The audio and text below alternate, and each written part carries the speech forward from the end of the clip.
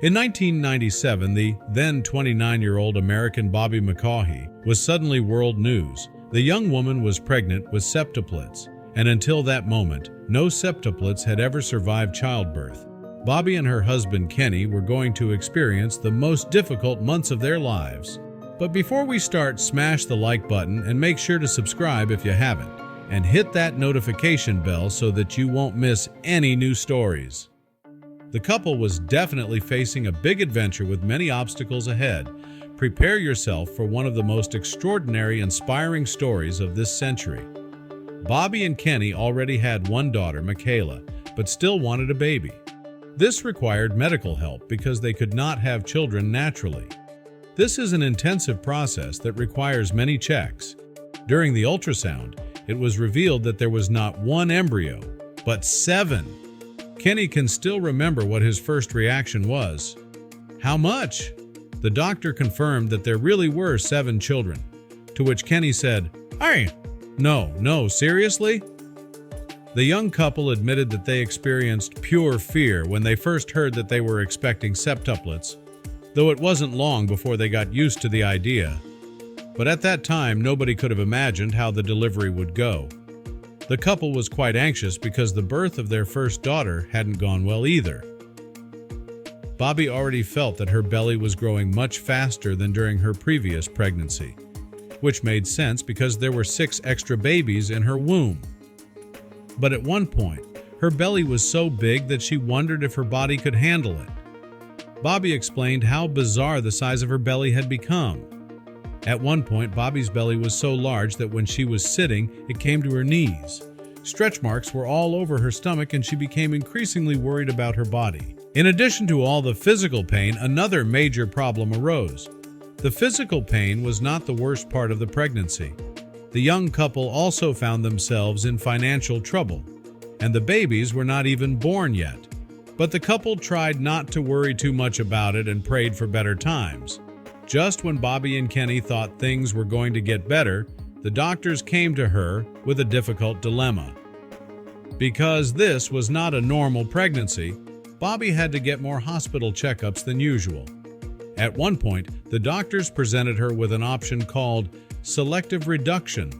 In other words, they wanted several children to be born dead, as they believed that would give the others a greater chance of survival.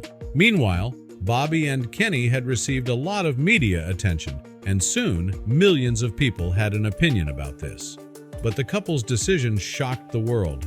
Septuplets had never survived childbirth before, but Kenny and Bobbi decided that they wanted to keep all the children. Bobbi's instinct told her that she would make it and said, "We put it in God's hands and trust Him that it will be all right." Bobbi and Kenny received hundreds of letters, but not all of them were positive. For every 10 positive letters the couple received, there was one in which people expressed angry, negative reactions. Some people found such a large family a waste of resources and thought that the family was exploiting media attention. Fortunately, there was also positive news in their lives. With 7 children on the way, the house where Kenny and Bobbi lived in would be way too small, but they could not get a mortgage for a larger house. A very generous donor gave the family a huge house where they would have plenty of room for 8 children to grow up. They also received a huge number of diapers, an annual supply of macaroni, and a new large car. The tension was already high, but Bobbi felt relatively fine until her 28th week when she felt something change. Bobbi felt that it would not be long before she was going to give birth.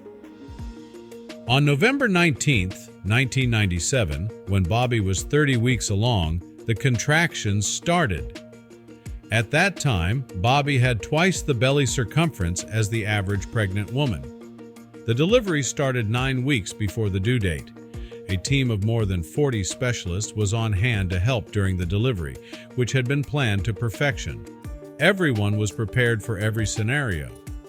To everyone's surprise, the birth was not chaotic at all, and within 7 minutes, all 7 babies were born. The birth was done via C-section, as planned, and no one in the room could keep their eyes dry when it turned out that all 7 babies were alive. Miraculously, all 7 babies survived. there were 4 boys and 3 girls. As expected, they were much smaller than normal babies because they were born so early. But after months of special medical attention, the babies were finally allowed to go home. Incidentally, it was quite a task to come up with 7 names, but luckily, Bobbi and Kenny came up with 7 beautiful names. In order of birth, the children are named Kenny Jr., Alexis, Natalie, Kelsey, Nathan, Brandon, and Joel. After 3 months and 10 days, the babies were allowed to go home, so the family could finally be together forever.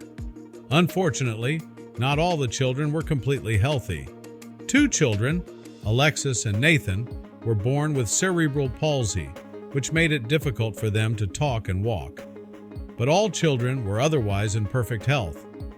When the brand new 10-person family had just settled into their new home, they heard that a very famous person wanted to contact them. The family was invited by none other than Oprah Winfrey to come to her show. There, Bobbi and Kenny explained how difficult it was to raise so many children, but that they are very happy. They also said how many diapers they use per day. The 7 babies used 52 diapers and drank 42 bottles a day. Raising the babies was not only enormously time-consuming, but also extremely expensive. Fortunately, Bobbi and Kenny had come up with a very clever plan. As a family of 10 people, finances had to be handled smartly. Money does not grow on trees, and they couldn't just borrow it. In the beginning, they received many donations, but those became fewer over time. With 8 growing children, it would become challenging. Bobbi and Kenny revealed how much they saved in groceries through smart purchases.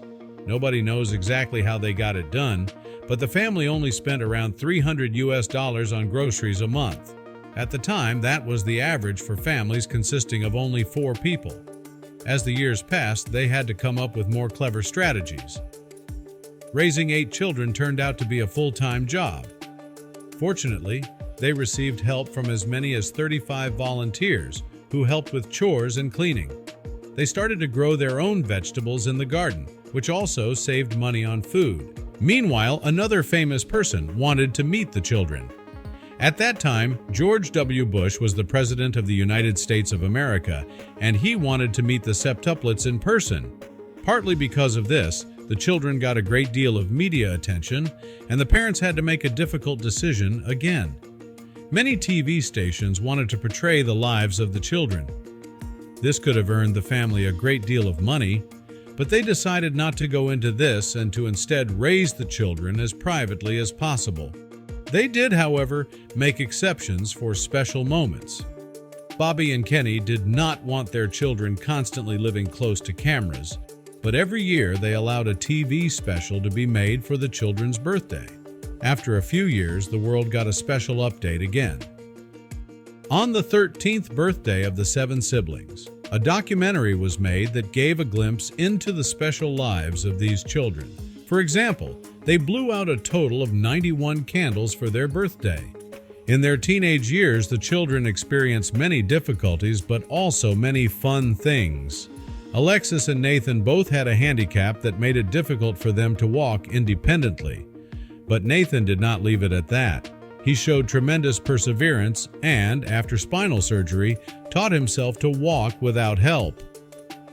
Alexis also started to do great things in her life, making her an example for many girls. Alexis participated in beauty contests for people with disabilities and was named Teen Miss Dream Made True in 2013. She also academically ranked at the top 15% of her class. When it came to schooling, Bobbi and Kenny made a special choice. The first few years, Bobbi and Kenny taught the children themselves at home, but when they got older, they decided to send the children to school, and something happened that the children had never experienced before in their lives. At school, the children were separated from each other for the first time in their lives. They ended up in separate classes, made friends by themselves, and developed individually. They had made another big step in their lives. The children then went to middle school and high school, where they developed independently with their own unique characteristics. For example, Alexis loves to study, and Kenny Jr. is known as the class clown. The siblings are enormously musical and were always seen with the school band. They performed on special occasions and had a lot of fun doing so. When they turned 16, this was definitely a milestone that the media wanted to portray. In America, you are allowed to drive when you are 16, so everyone wondered how the siblings would do this because their parents could never afford cars for all of them. So, they all had to look for a job to pay for their own driver's license and car. On November 19, 2015, all 7 children turned 18 and graduated from high school. 4 of them went on to study at a university, and 2 went together to another school to continue their studies. But one of the brothers decided to go in a completely different direction. Brandon decided to join the Army after high school. He always had a passion for everything to do with the Army, so no one was surprised when he joined. Now that the children are 21, they are starting to become adults.